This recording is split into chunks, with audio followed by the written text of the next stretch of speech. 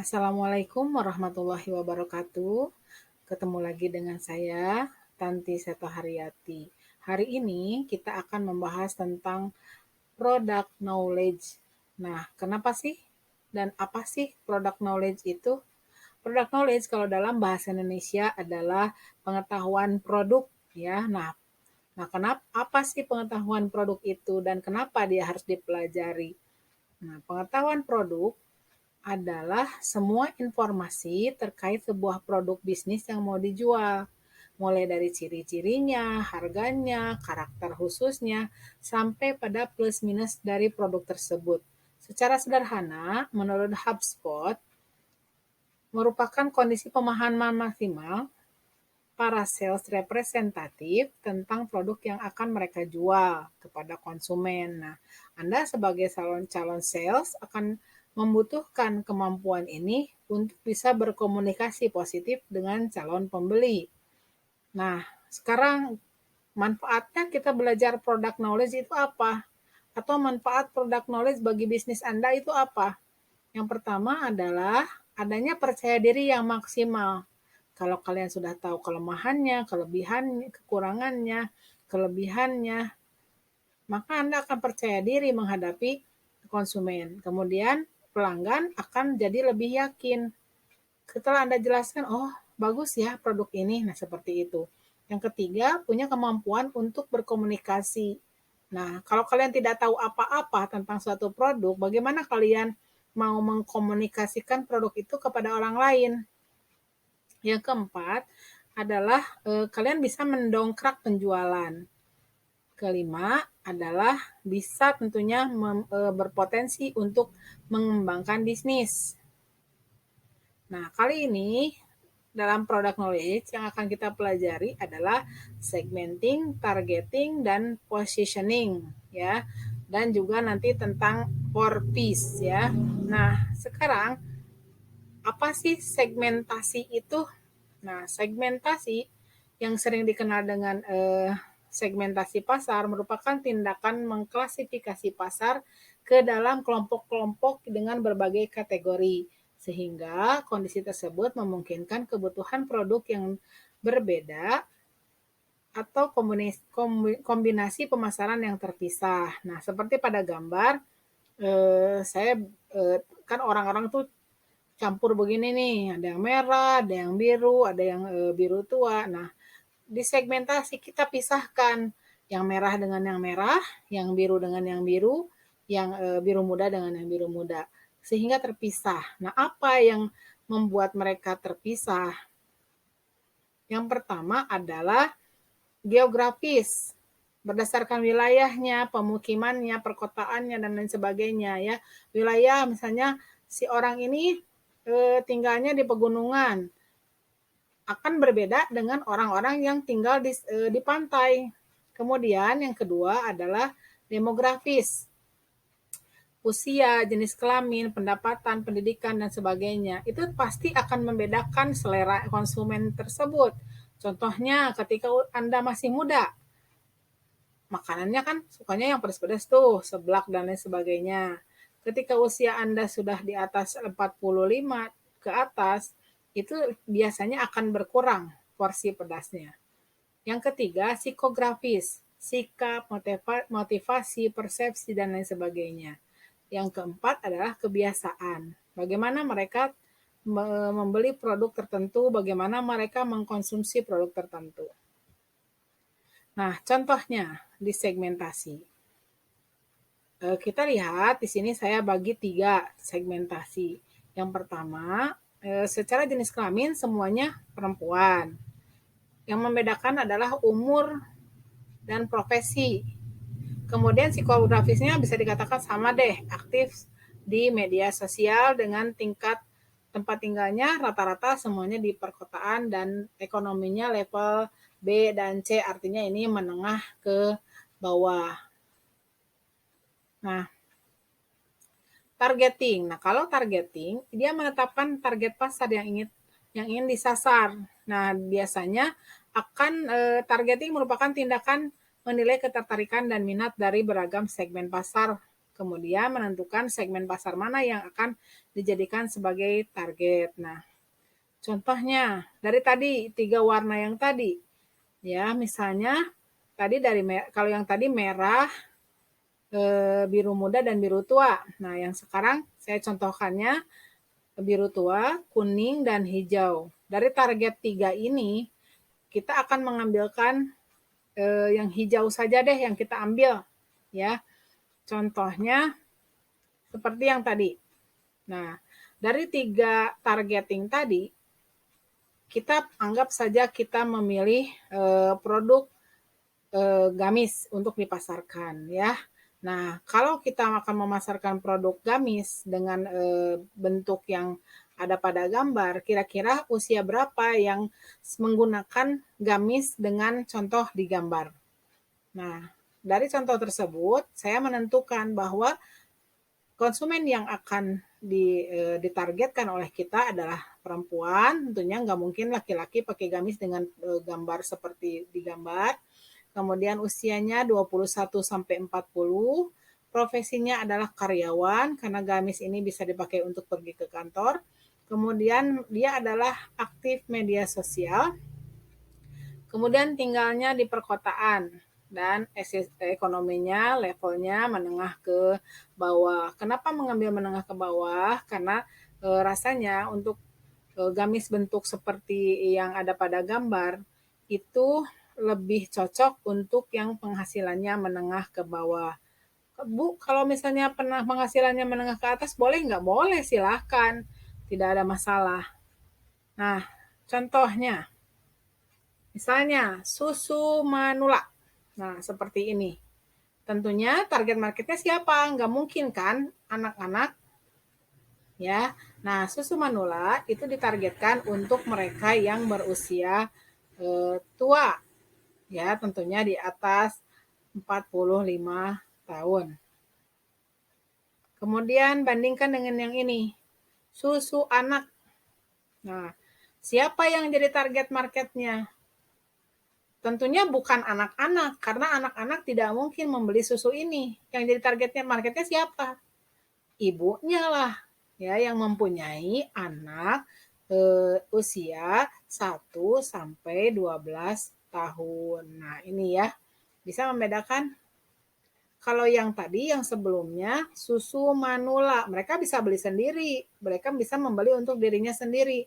Sementara kalau susu anak, target marketnya itu bukan anak-anak, tetapi adalah mereka yang mempunyai anak di usia 1 sampai dengan 12 tahun. Lanjut. Sekarang positioning. Nah, bagaimana penempatan produk yang merupakan upaya untuk menempatkan posisi produk dalam menghadapi persaingan. Nah, biasanya bagaimana kita mempengaruhi bagaimana suatu target market, bagaimana segmen pasar menilai produk maupun jasa ketika dibandingkan dalam kompetisi pasar ya. Nah, dalam menentukan posisi pasar, Anda harus menunjukkan bahwa produk bisa dibedakan dari kompetitornya. Nah, di posisi positioning, kalian bisa lihat ya, kita bagi jadi 4 kuadran. Ada barang yang harganya mahal dan kualitasnya tinggi. Kemudian ada barang yang harganya murah, kualitasnya tinggi. Ada juga barang yang harganya murah tapi kualitasnya rendah. Dan tentunya ada juga barang yang harganya mahal tapi kualitasnya sangat rendah. Nah, Anda mau menempatkan di mana barangnya? Ya, misalnya tergantung target marketnya. Target marketnya siapa? Ketika kalian menentukan target marketnya mereka yang berpenghasilan menengah ke atas, berarti Anda harus menempatkan produk tersebut di harga mahal dan kualitas tinggi atau di harga murah tapi kualitasnya tinggi ya. Karena kita berpikir dengan logika konsumen. Konsumennya seperti apa? Maunya seperti apa? Nah, kita lihat contoh positioning seperti ini. Nah, Anda bisa lihat di situ gambar pasta gigi Pepsodent. Nah, di situ dia berkonsentrasi pada pencegah gigi berlubang. Image di kepala konsumen adalah, oh kalau beli Pepsodent yang warnanya merah dan putih berarti khusus untuk mencegah gigi berlubang. Nah, bedakan dengan Pepsodent yang warna biru ini. Pepsodent yang warna biru itu berkonsentrasi pada whitening atau pemutih gigi. Konsumen terkadang tidak peduli bahwa sebetulnya semua jenis pasta gigi fungsi utamanya adalah membersihkan gigi. Tetapi ketika kita masuk pada positioning, maka ketika orang ditawarkan apa bedanya yang merah dengan yang biru? Nah, yang biru itu khusus untuk memutihkan gigi. Orang akan percaya bahwa produk Pepsodent yang berwarna biru itu akan memutihkan gigi mereka.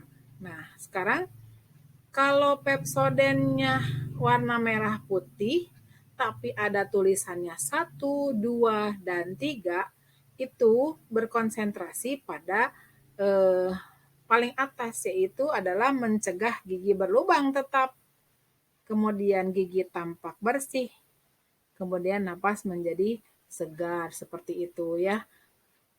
Tentunya di sini biasanya karena konsep dasar dari pasta gigi ini adalah membersihkan gigi, tentunya harga juga akan berpengaruh.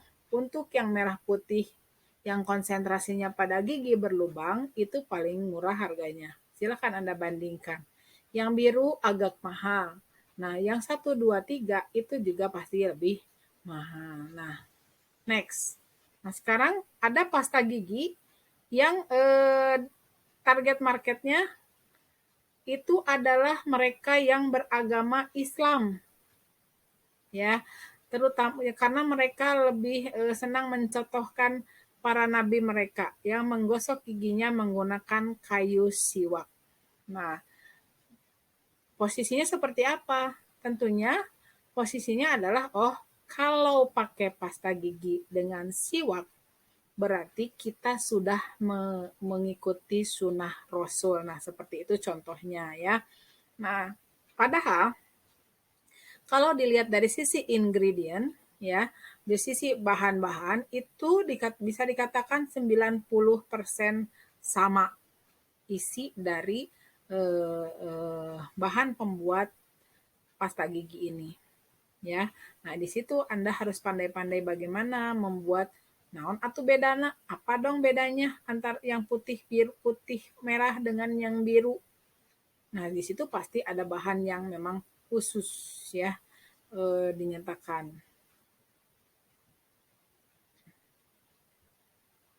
Nah, untuk product knowledge juga ya, bagaimana kita memperkenalkan produk yang kita tawarkan kepada orang lain, tentunya kita harus membuat nama produknya. Nah, di sini kita sudah masuk pada konsep 4P ya. Nah, nama produk yang kita gunakan apa? Pemilihan nama produk merupakan hal yang penting di dalam bisnis karena mereka akan menentukan produk kita di mata konsumen. Nah, kalian harus perhatikan hal-hal dalam pemilihan nama produk. Ingat ya, nama adalah doa. 1, mudah diucapkan. 2, mudah diingat. 3, mudah dikenali. 4, mempresentasikan citra produk atau perusahaan. Yang kelima, tidak melanggar aturan adat dan budaya. Contoh nih, digambar snack ya, mereknya berak ya. Kalau dalam benak kita berak itu kotoran ya. Nah, seperti itu ya. Jadi kayaknya nggak cocok kalau kita membuat snack dengan nama seperti ini. Ini melanggar aturan. Yang kedua juga tetap masih permen tuh. Permen di situ mereknya Camel Balls. Nah ya, Camel Balls. Kalau dalam bahasa Indonesia itu adalah biji. Ya, biji dari unta. Ya, biji kelamin dari unta. Nah, itu juga sama melanggar aturan ya, melanggar norma.